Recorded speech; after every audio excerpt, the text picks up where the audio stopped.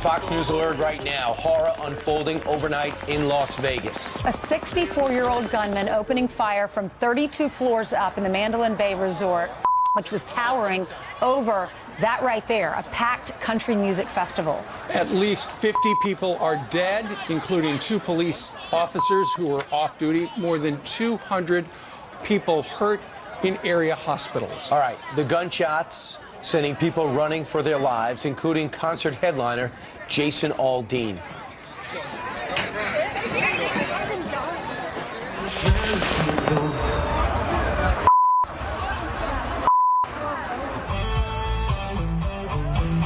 Witnesses say those shots went on for at least 5 minutes. Some have said longer, into a crowd of about 40,000 people.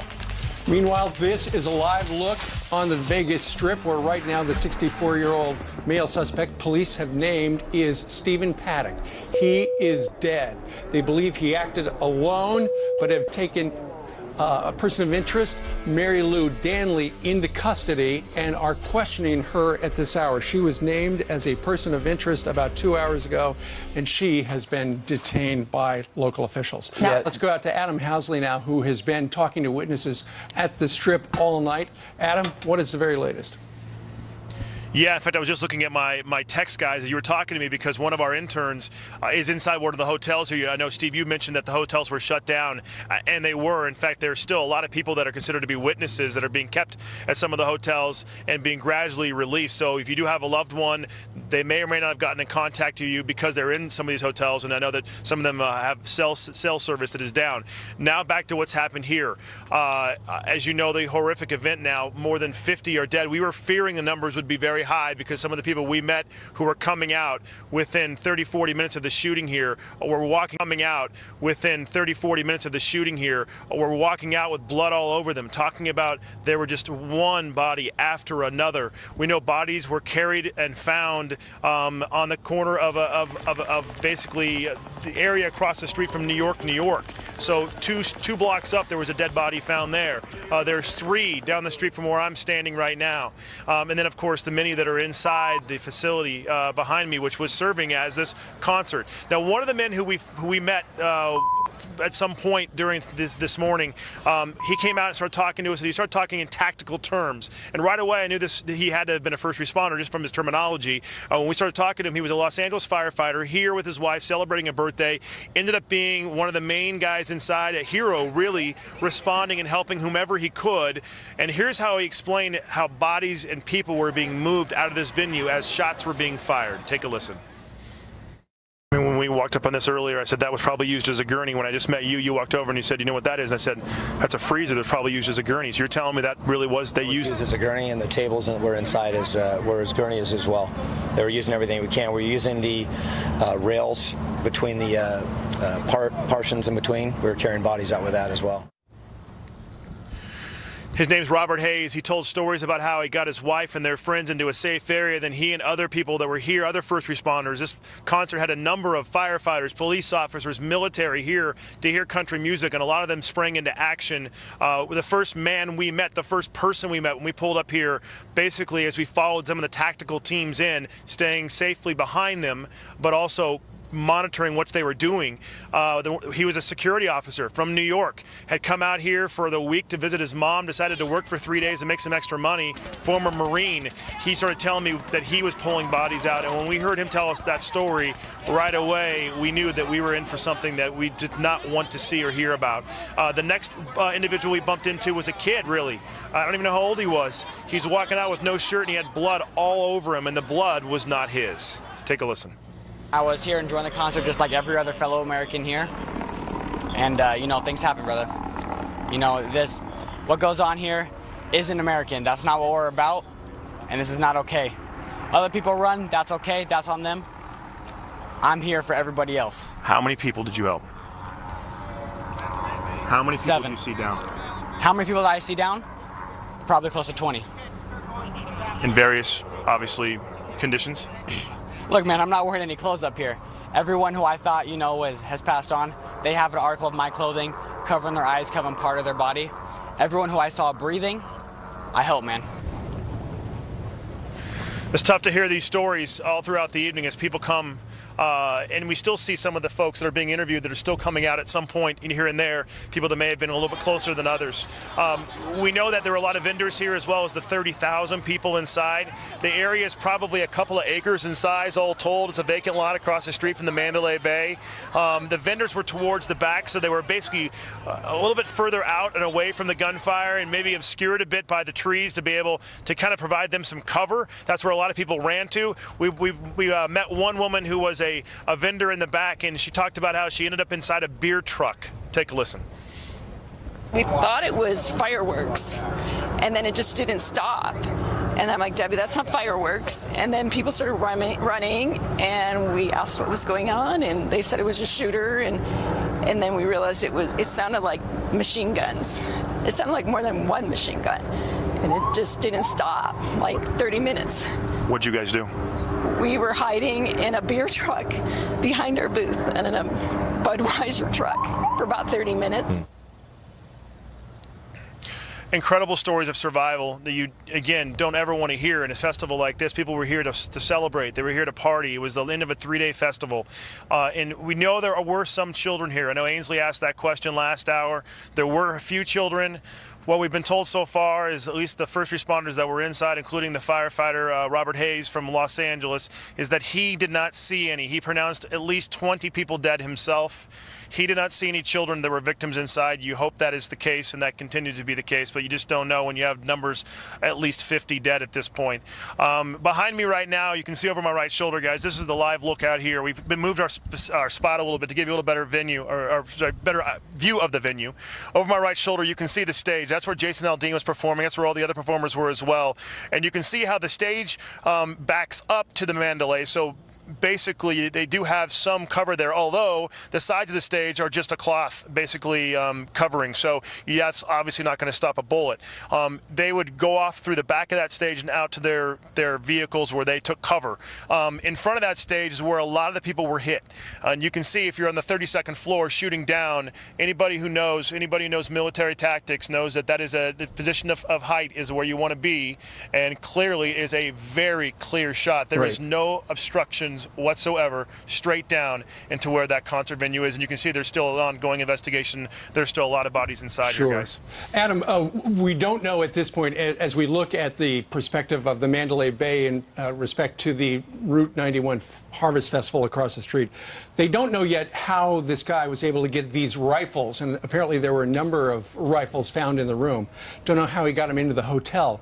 But the windows at the Mandalay Bay do not appear to open. So would that mean he shot a hole in the window and then started shooting at people?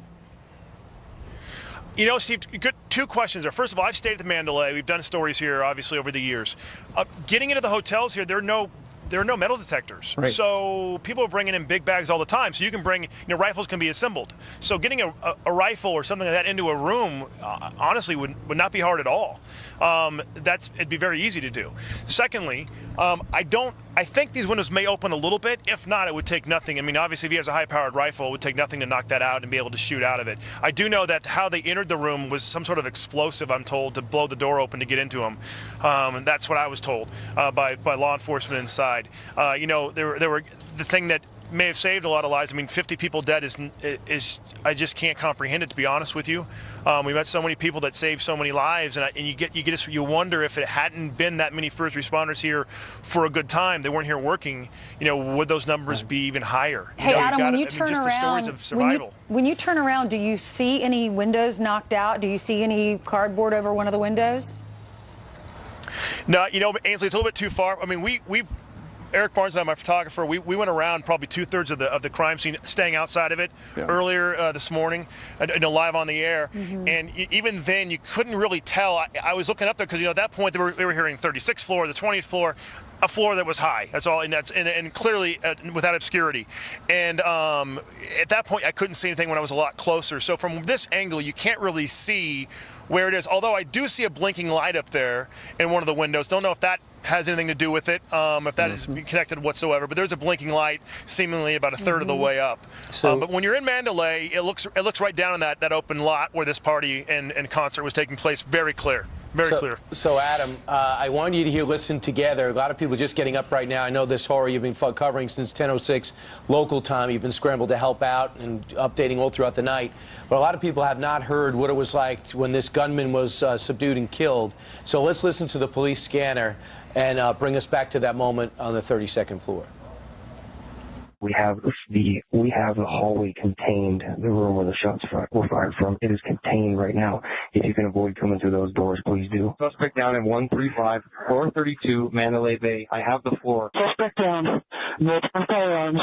This is definitely the point where the firing into the car. We do have one suspect down and in custody per SWAT. Information and potential name. Possibly related with the suspect. It is a M Life Platinum player's card with the name of Mary Lou Danley. Mary Lou Danley. And since that time, Mary Lou Danley has been detained, they believe. They didn't say 100%, but it looks like she's been detained, so she's in custody right now.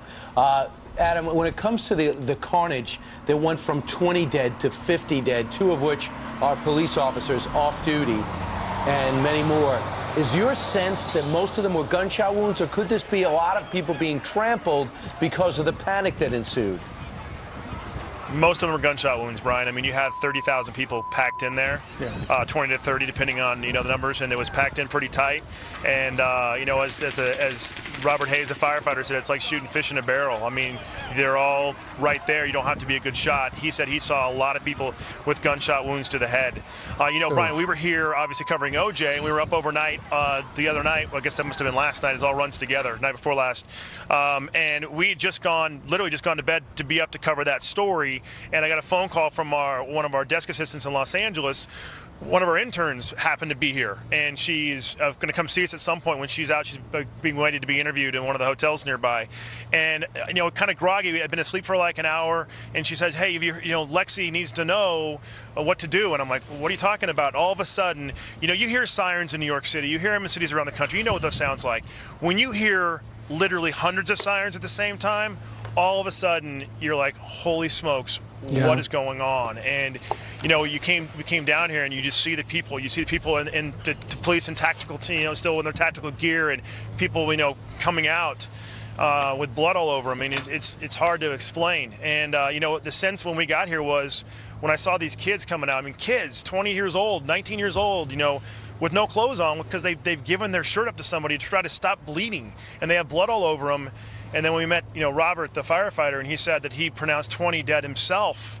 And we saw 3 bodies over here, and my producer Lee saw a body over on the intersection in front of Tropicana. You're like, those numbers are going to go up. You fear it. You don't want it to, but it does. Yeah, absolutely. And we should point out that they are looking for blood donations at the local hospitals at this hour, as at least 200 injured. The President of the United States tweeted 1 minute ago. He tweeted, "My warmest condolences and sympathies to the victims and families of the terrible Las Vegas shooting. God bless you." Adam, let's talk. Obviously, the local police are taking charge. What do we know about the FBI coming in? I do have FBI sources. They've been good to us at Fox. I haven't had a chance to really talk to them much, to be honest with you, because of all this we've been doing here. I know that I suspect going to be coming in to help with ballistics. They're fantastic at that. I suspect they're going to come in and see, what kind of training this guy may have had. It's always good to have federal law enforcement involved. And from being in Aurora and covering that, and being in San Bernardino and covering that, at this point they don't believe, obviously, that there's any terrorism involved here when it comes to that topic. But it's always great to have that federal backing to come in. And the FBI has a lot of resources to be able to help with that. I mean, this is a massive crime scene, guys. I mean, it's only a couple of acres, but you've got, we know of at least 3 massive bursts of gunfire. And so you've got all those casings and bullets and, and all the different problems. And you still have bodies inside. I mean, you still have people that haven't been identified that are in there that have to be removed. Yeah, wow. Adam, we have one of our coworkers here. She said she's staying at the Mandalay Bay Hotel, and she was down in the casino when it happened. They had to get down flat on their faces, down on the floor, and they were army crawling on their elbows, trying to get out of the big vast areas and try to hide and duck, and they're all holed up there. They're not allowed to leave. Is that pretty much the case at all the hotels around that area? Yeah, the intern that I spoke to, I was texting and calling on the way down here. We were following, our hotel actually looks over this. We're about 2 miles away as a crow flies. You can see the Mandalay clear from my room. When we're coming down here, I was talking to her. They had run out of this behind me, this area, jumped into a car. We've heard all these stories about bodies being thrown into cars, just random people picking people up and driving them to the hospital. That's why the numbers continue to change. And they got across the street to the Hooters Hotel, went downstairs in the basement and hid in a closet and stayed there. Even when at one point I said, listen, that's the staging area for the ambulances. You guys are safe. You might want to just let them know you're there. They were there with I think 15 other people, and they did not want to move. And I said, you know what? Don't move until you're comfortable. Stay there. And if I need to send somebody down there and tell them where you are, we will. But that's been going on. There's people still in the Tropicana that haven't been let out yet. And I did notice that some of the hotels brought their lights down a bit. Now they're back up. Yeah, Adam, one thing that they're doing all the time when terror attacks, when they happen in Israel, it's so important, they believe, to get everything back to normal as quick as possible. You've covered a lot of stuff overseas in the Middle East, spent months there.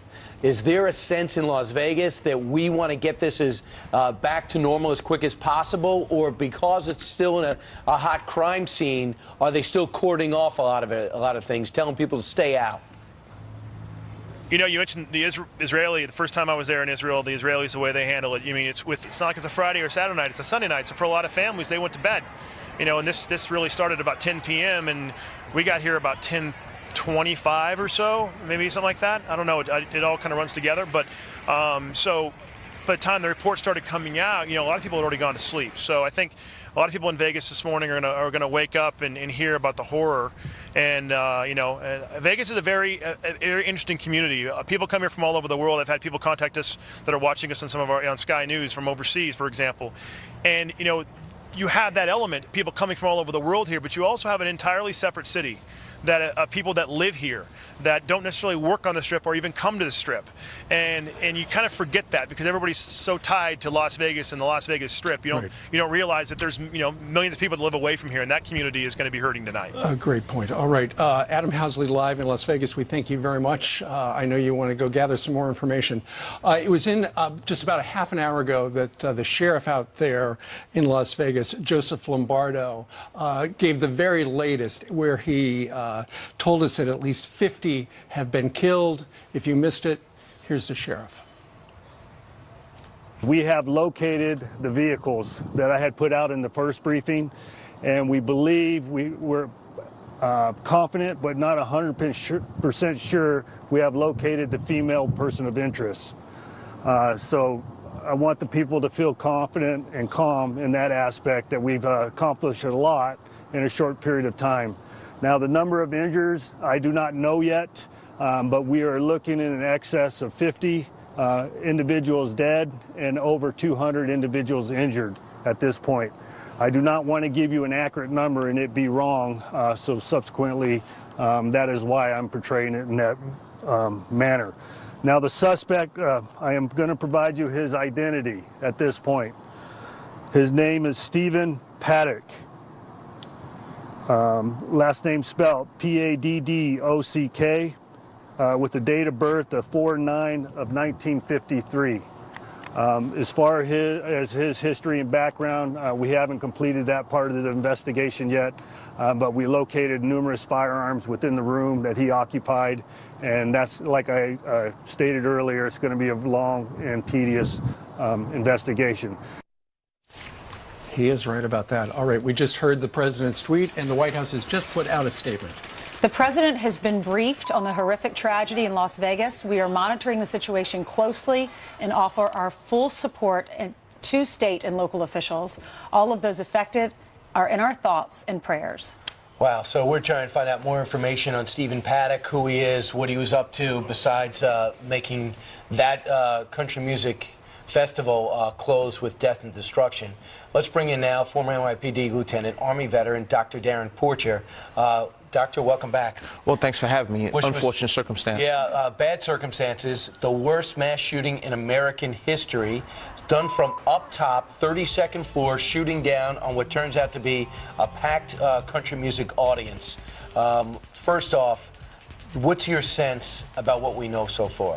One of the things that I reflect on is the Charles Whitman shooting that happened back in August of 1966 in Texas, the clock tower shooting. I remember that. We have gross similarities in this type of situation. And then we have to take in consideration a hotel like the Mandalay Bay. I've stayed in that hotel on numerous occasions, and there's no search when we go into any hotel, and there's no expectation of a search. So this is someone that had a calculated focus on what they were going to do, because this, once again, this is a local resident. And so I take one of the first things that comes into my mind is Times Square during New Year's. This is something that can be a watershed moment for law enforcement, how we fortify the protection of citizens moving forward. Because one of the, for instance, in Times Square, having covered it, a number of ball drops on New Year's Eve, is if a building has windows that don't open, for the most part, you don't worry about that building because nobody's going to crank the window open. Right. Nor do the windows open in Mandalay Bay. Right, exactly, which would suggest that perhaps this person shot the window out and then got into a position. They found him with a bunch of guns. A cache of weapons. Exactly. So talk about the training. Does it seem to you for somebody to be able to do this, although if you've got 30 or 40,000 people down below, it's not that hard to kill as many people as you can, is it? Unfortunately, Steve, it's like shooting ducks in a barrel. I'm a prior Army veteran. I'm a prior Army officer. And I will tell you that I've gone through extensive training in firing fully automatic weapons. However, the common citizen, because we look at the state of Nevada, it's a carry state. It's an open carry state. So anyone can purchase or acquire a weapon and practice. That doesn't mean that I'm against the Second Amendment. I'm completely for the Second Amendment. But this is a situation where we had a madman that took an approach to kill these people, and it begs the question of what is the sanity of this person, what is their background. So when you mention how the training to fire a weapon, anyone can go to a range and fire a weapon. Darren, I remember moving to Texas, and I was living in San Antonio, and everyone there was talking about... I lived in San Antonio also. Okay, everyone talks about that clock shooting. It happened before I was born, but it's still a very big news story that affected so many people. Absolutely. So when I moved there, you didn't see anything like this. That was the only lone case that had ever happened, I feel like, in something like that. But since then, we've seen London happen. We know what happened down in Florida. Now this is the biggest act of, what will we call it? The biggest mass shooting ever in the United States. How should we let this affect our lives? Do we stop going to outdoor concerts? What do we do as a nation now? Absolutely. I look at this as an act of domestic terrorism. Terrorism is focused on preventing us from going about our day-to-day activities. We can't let this impact on what we're going to do as American citizens. We're better than that. This, I believe, is an aberration. Granted, we've had a series of domestic and foreign terrorist acts that have occurred, but we can't let this impact on our livelihood. I just wanted to point out that this is brand new video that we're just getting in and we're putting up while you're talking of people just running to get out of there. Darren, just to bring back to the type of shooting this is, when you have, they say, a passion, if you are looking to kill somebody, a lot of times they say if you're in a relationship and you want to kill that person, you want to see that person, you want to stab that person. That's an act of you lose a temper. When you are that far away from people that you don't know and you're calculating mowing them down, what kind of killer profiles that way? Evil. This is someone that was on a suicide mission. There was no intent on getting away. He barricaded the door. He clearly knew that the police were going to come in and take him out. But it was worth it to him. He had a specific cause and why he partook on this type of act. If he had a cache of weapons, a bunch of guns, does that suggest that he was worried one might jam, but he wanted to finish the job, or he was switching during the 3 long pauses? He was switching guns or magazines or what? He wanted to fire as many weapons as possible. It takes me roughly 2 seconds to change a magazine from when, after I completely fired it. However, when you look at just merely picking up another weapon and continuously firing, I think he possibly had drum magazines meaning large capacity magazines, and it was just so much easier for him to exchange one weapon from the next, to continuously fire. If you're to rebuild this case, do you look at who goes to a country music concert, who performs at a country music concert? What does Las Vegas mean? to try to figure out the motivation of this guy? Well, this is a watershed moment in policing. And as I mentioned earlier, police departments will have to revisit how they protect these types of large assemblances. I don't think this was so much a country music concert that was targeted, but it was just a mass shooting where he had 30,000 plus people that he wanted to shoot and kill and make a statement. All right. Dr. Darren Porcher, we thank you very much for joining us. Somebody who we visit once a week or so, a Las Vegas resident, long time, is Bob Massey, who joins us. Bob, horrible news out of your town where at least 50 are dead, 200 are injured. Tell us about how you, I know you've been up all night. Tell us about how you heard what had happened over at the Mandalay Bay. My youngest son contacted me about 10 o'clock or whatever time it was and said that my oldest son's best friends, Jesse and Breton, were at the concert, and they were affected, obviously, and they were scared to death. And I just sort of turned on the TV and saw what was going on. I didn't bother to even contact Jesse or Breton. I waited for about an hour, and I finally texted them, and I said, do you have an update? And they had just gotten home. Actually, Breton, a few hours ago, I got him to do a phoner with Fox Friends First, and they're just devastated by the whole thing. What did they say, Bob? What did they say it was like?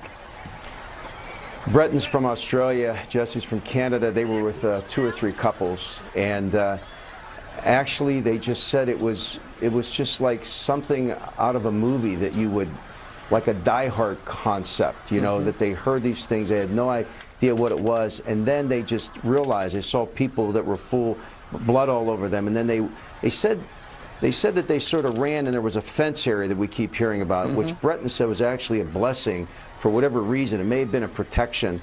And then ultimately they were told to get down, and they had to hide for a while, and ultimately escape. But they're devastated. They have 3 children at home. Breton said all we thought about is, will we ever see our kids again? What a just horrific thought to have to go through to go to a concert. Bob, can you tell me what it's like in Las Vegas? Do you ever fear for your security as a guy that's been up and down and knows you have people from every place around the globe there? You know, honestly, Brian, I don't go to the Strip very often, but as you know, when you live here, you have friends that come in. I think all of us always felt that we would be a target to some level, but never to this level, and never under these circumstances. We had, if you remember, I think it was 6 or 8 months ago, we had a shooter on the Strip, that when we had that bus incident, but never, ever to this level. I've been here 43 years. This changes the face of Las Vegas forever. Number one, because of what you said earlier, 50 people massacred. Surely something no place wants to be known for. But this is a very unique city. We have a couple million people that live here. We get up every day and go to work like every place else. But safety for all of us in America is crucial. But this is really, honest to God, I'm sick inside. I just can't imagine that this would have happened. You know, Bob, as we look at the images of people running, what is curious about that is the fact that a lot of the people didn't know where the shots were coming from. So they could have been running toward the shots. They could have been running away from them. Did your son's friends say they had any idea where the shots were coming from? Yes. Yeah, that's exactly right. He had no idea. As a matter of fact, they weren't sure if they ran right. To the right, it was safe. They ran to the left. The only thing they thought of was trying to get down. But then, of course, they saw these other people. To give you a sense, and Adam's done such a wonderful job, those of you, and you've been to Vegas, all you guys have, you know, the Mandalay Bay is on the south end of the Strip. And really, you have the airport across the street and just an open area. As a matter of fact, some of the property just south of Mandalay Bay is where they were thinking about putting a stadium, but because of the FAA and all the different height restrictions, they couldn't do it and other things. So this area has always been where they'll do these kinds of concerts because it's open and it seems to be would be safe. They're on top of the Mandalay Bay, which is a beautiful hotel. There's a place called the Foundation Room, which is a beautiful restaurant, club type of place where you see the entire city. The view is spectacular. Matter of fact, some of the things you see behind me was shot from Mandalay Bay. This shot right here actually shoots down the Strip from Mandalay Bay. So you would never, but again, like the gentleman before, the expert said, this was just this was open range for this guy. What about the hospitals there? Because, you know, I'm sure they weren't just sent to one hospital. This many injuries and this many people dead. What's the hospital situation there, Bob?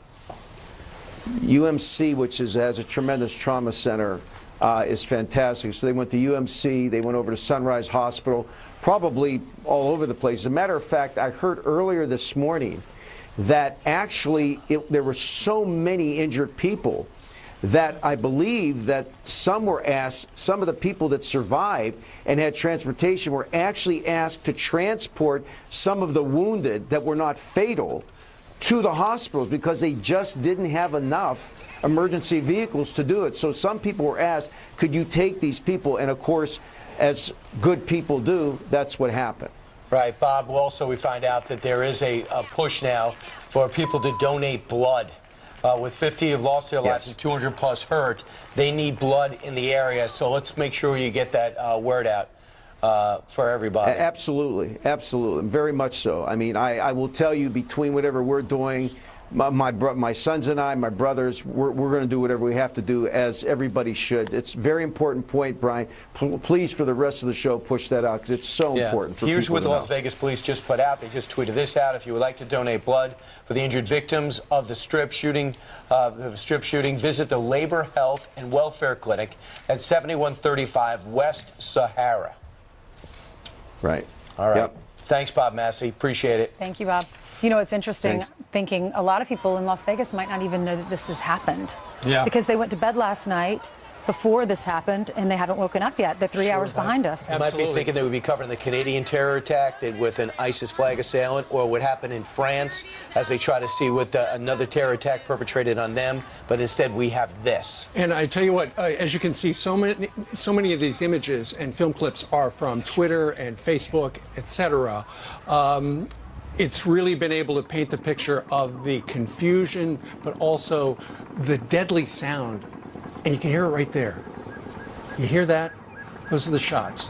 We've got some new video into the Fox News room of some of the eyewitnesses of what they saw. Listen to this. We ran and we ran. And I still wasn't even sure if it was actually bullets until one of the times we paused, our friend was like, the guy next to us got shot.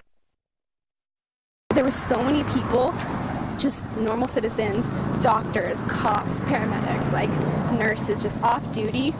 Everyone's just communicating and working together. You got this person, you got this person, you got this person. It was completely horrible, but it was absolutely amazing to see all the people come together. All the people coming together, and there you can see them running for their lives.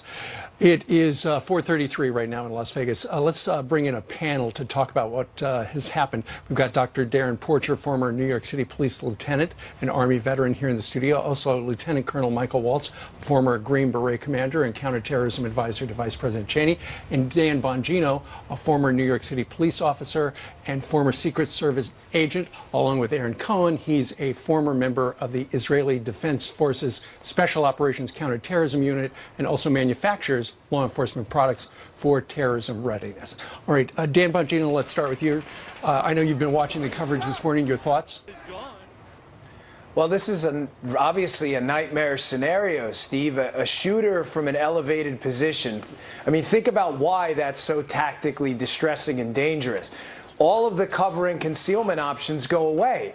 You know, when a shooter's at ground level, people can duck behind cars. You can even get behind a fire hydrant if you need to. It's not your best option.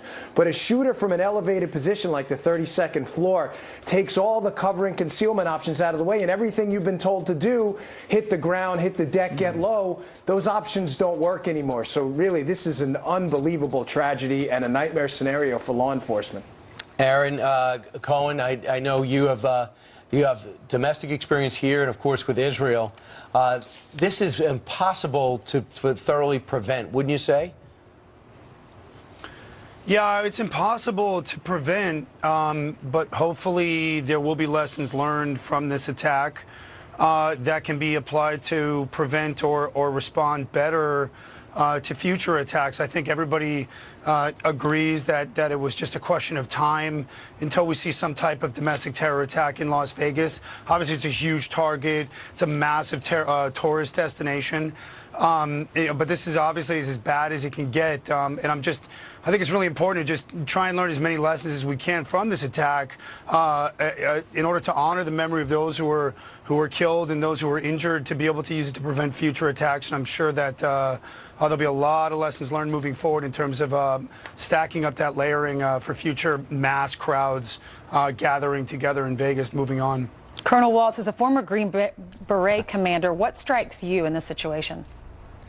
You know, the thing that struck me was just the amount of rounds that we're talking about, the amount of bullets that were fired. If you're talking 50 dead and over 200 wounded, not to get too kind of graphic here, but you're assuming, even if you're assuming one bullet hit each victim, that's a lot of rounds fired. The average magazine for a automatic weapon holds 20 to 30 rounds.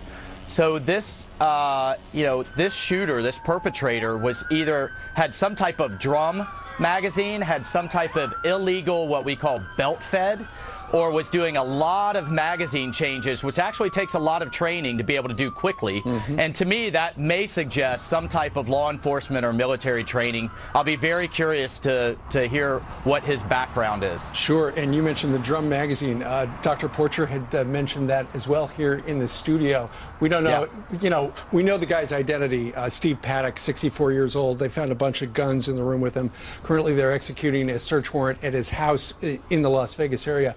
But Dr. Porcher, they're going to be looking, thanks to, the computer at his house, his phone, they're going to be able to figure out what this guy was up to in the last day or two or weeks, or if he had planned this and who, if any, he might have had associations with, etc. Absolutely. The digital footprint is of optimum importance. And one of the things that we're going to look to is all of these casinos have video, so to speak. So we're going to look to see, we're going to look to see how many times did this individual visit Mandalay Bay? Did he visit some other hotels? Did he possibly book other hotel rooms for this? So there's a multitude of different points that we want to address. But this hotel had the unique vantage point above that particular music event where there were 30,000 people down below. True. And one thing that I want to point out, Steve, is during 9/11, citizens in the towers were told to shelter in place. And unfortunately, they lost their lives as a result of that. So after 9/11, I myself have experienced citizens that have been unwilling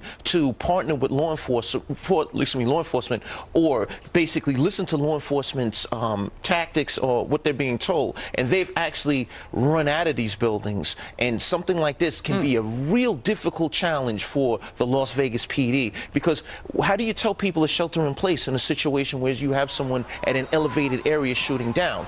But at the same token, how do you control the mass pandemonium and prevent stampedes? So you have a very slippery slope that you have to manage as a law enforcement agent in this type of situation. And guys, if you want to start building on each other and what you might have concluded so far from it, feel free to chime in, make it more of an open forum. But I want to go, Aaron, to something I brought up a little bit earlier, and that is the psychology in Israel of them wanting to get back to normal as quick as possible after a horrific terror attack like this. It seems as though this is such a fluid crime scene. We've still cordoned most off. Would you counsel to try to get a sense of normalcy, to not give the terrorists amongst us a sense that they can bring us to our knees?